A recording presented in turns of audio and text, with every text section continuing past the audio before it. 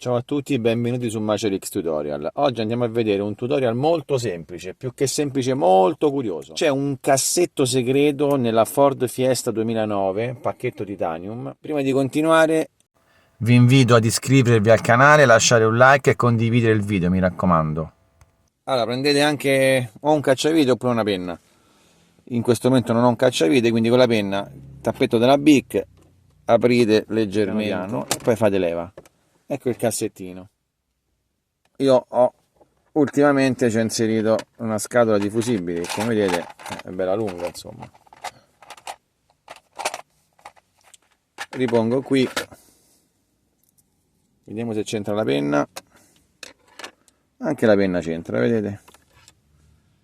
Richiudete. Spero che il video sia utile. Utilizzate anche voi il cassettino. Lasciate un like, condividetelo e mi raccomando iscrivetevi al canale. Ciao a tutti, un abbraccio da Macerix.